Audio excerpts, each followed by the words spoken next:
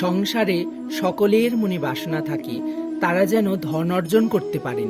সবাই তার জন্য চেষ্টাও করেন। একটা ছোট শিশুও যখন কোনো উপহার পায় তার থেকে সে অবশিষ্ট ধন সঞ্চয় করতে চেষ্টা করে, কারণ আমরা ভাবি সংগ্রহ করলে আমরা ধনী হয়ে উঠতে পারবো, ধনবান হয়ে উঠতে পারবো। এবার এটাও কিন্তু গুণের ক্ষেত্রেও প্রযোজ্য। যদি আপনারা জীবনে গুণবান হতে চান তবে সংগ্রহ করার কোনো প্রশ্নই নেই, আপনাকে শুধু সম্পত্তি খরচ করতে হবে। আমি ধনের কথা বলছি না, আমি সংসারের সবথেকে মূল্যবান সম্পত্তির কথা বলছি, সেটা হলো সময়। গুণবান হওয়ার জন্য শুধু আপনাকে সময় খরচ করতে হবে, অর্থাৎ প্রত্যেক সময় সদ্ব্যবহার করতে হবে, তাও উচিত প্রকারে। যদি এই কাজ আপনি করতে পারেন তাহলে আপনা থেকেই গুণবান হয়ে উঠবেন।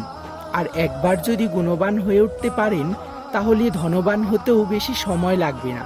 সেই জন্য জীবনে গুণ অর্জন করুন, সময়ের সদ্ব্যবহার করুন, আর আমার সাথে ভালোবেসে বলুন রাধা রাধা।